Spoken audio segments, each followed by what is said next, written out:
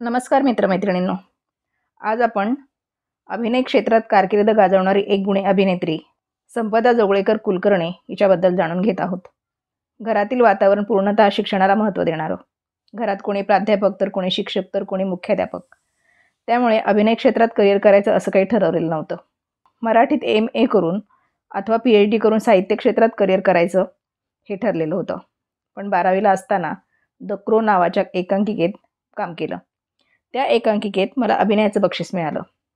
त्यानंतर अशा अनेक एकांकिकेमध्ये काम करत गेले. शालेय जीवनात इयत्ता 9वीत असताना मी एक बालनाट्य देखील केलं होतं. त्याचे बरेचसे प्रयोग झाले. BAच्या शेवटच्या वर्षाला असताना व्यावसायिक रंगभूमीवरचं पहिलं नाटक केलं, आईचं घर उन्हाचं. या नाटकात दिलीप व नीना कुलकर्णी समवेत मी काम केलं.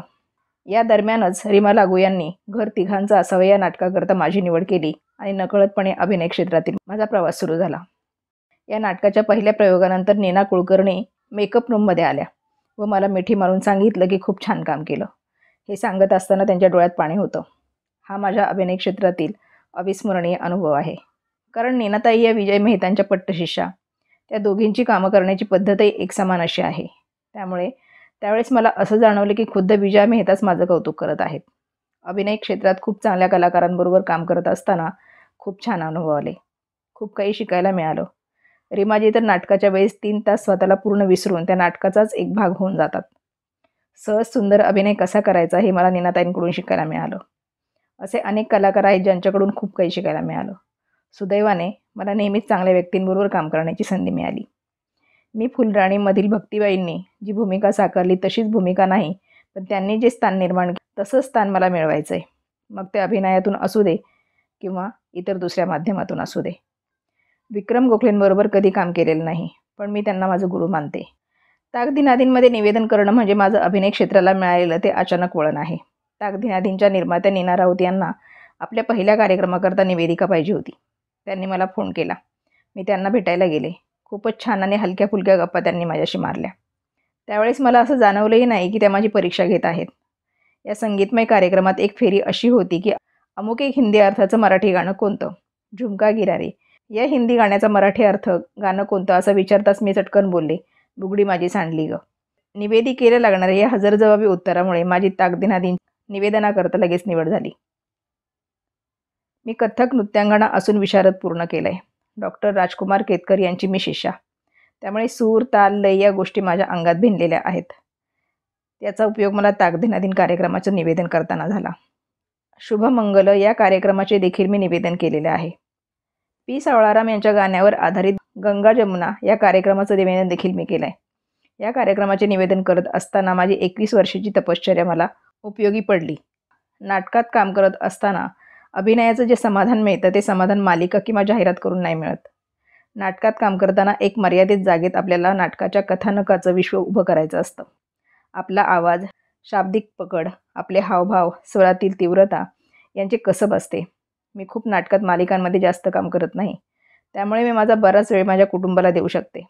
फावल्या वेळात मुलीचा अभ्यास घेणं, तिला तिच्या अभ्यासात उपयुक्त पडेल असे चार्ट तयार करणं, पेंटिंग करणं, लेखन करणं, सणवार साजरे करणं या गोष्टी मी अट्टहासाने करते. कारण मीच जर रांगोळी नाही काढली तर माझ्या मुलीला रांगोळीचं महत्त्व पटणार नाही. आणि माझ्या घरकुलासाठी, माझ्या कुटुंबातील व्यक्तींसाठी हे सर्व प्रेमानं करणं म्हणजे मला एक प्रकारे माझं करिअरच वाटतं. मला माझ्या पतींप्रमाणे सासरच्या मंडळीचाही पूर्ण पाठिंबा आहे. लग्नानंतर सर्वप्रथम मी माझ्या कुटुंबाची झाले आणि 3 वर्षानंतर वाऱ्यावरची वरात या नाटकातून रंगमंचावर आले.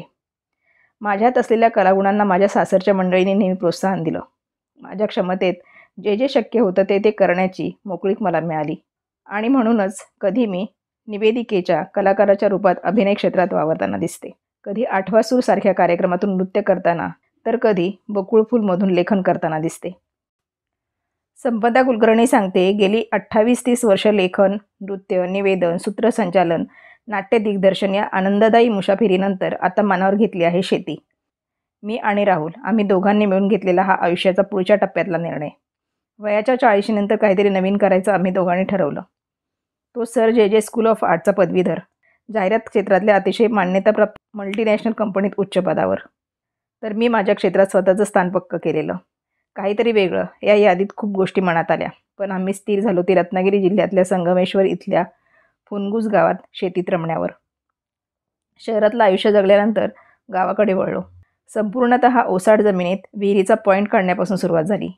पैसे मिळवणं हा एकमेव उद्देश न ठेवता शांत समाधानी निसर्गाची हानी न करता निसर्गातच कसं राहता येईल या विचारानं पुढे गेलो. स्वतःच्या जमा होत जाणाऱ्या पुंजीवर घर बांधलं. ओटी, पडवी, मंडप आणि पूर्वी ज्याला सेजघर, माझघर असं संबोधलं जायचं, त्याचं पर्यटकांना राहता येईल अशा खोल्यात रूपांतर केलं. पहिल्यांदा कृषीला सुरुवात केली. तांदूळ, नाचणी, पावटा, कुळीथ, तीळ, हळद याची शेती, तसंच आंबा, काजूची लागवड केली. गेल्या 12 वर्षापासून शेती आणि गेली 6 वर्ष होमस्टे सुरू केलेला आहे. शेतीचं अजिबात ज्ञान नसणाऱ्या राहुलनं शेतीविषयक पुस्तकं, नियतकालिकं, इंटरनेट माहिती, कृषी तज्ज्ञांचं मार्गदर्शन, तत्त्ववेत्त्यांचं ज्ञानभांडार यावर स्वतःला जागरूक केलं. आम्हा दोघांमध्ये योग्य ती चर्चा होत असते. यासाठी फुणगूस जवळपासच्या मंडळींना रुजू करून त्यांचंही अनुभव, ज्ञान, सहकार्य मिळत हा शेतीयज्ञ सुरू झाला. या सुरुवातीची 5-6 वर्ष राहुलनं अपार मेहनत घेतली. गावात जम बसेपर्यंत सोमवार ते शुक्रवार मुंबईतलं ऑफिस, नंतर मात्र पूर्णपणे नोकरी सोडून शेतीत आला. आता आम्ही दोघंही पूर्णपणे कोकणवासी झालो आहोत.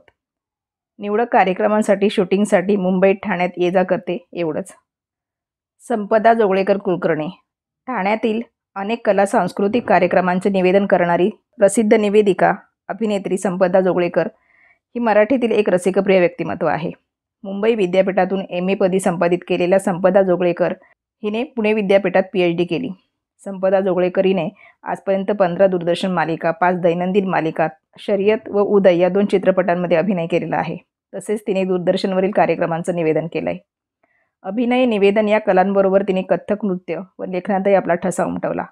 ठाण्याच्या कला सरगम संस्थेच्या 3 बालनाट्यांमधून अभिनयाची सुरुवात करणाऱ्या संपदा जोगळेकर हिने ठाण्याच्या नटराज नृत्य निकेतन संस्थेत डॉ. राजकुमार केतकर यांच्याकडे कथ्थक नृत्याचं प्रशिक्षण घेतलं व विशारद पदवी मिळवली.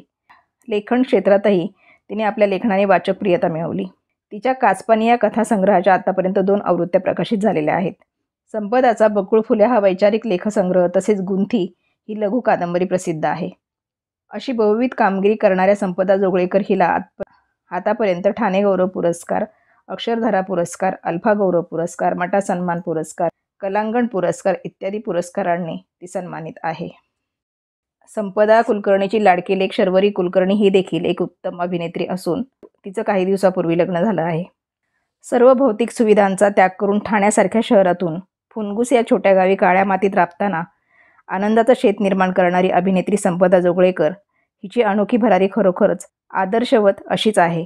अतिथी देवो भव हे आईने दिलेले संस्कार ती आपल्या या शेतात पुरेपूर जगत असून अनेक पर्यटक या आनंदाच्या शेताला आवर्जून भेट देतात. संपदाला पुढील वाटचालीस खूप साऱ्या शुभेच्छा.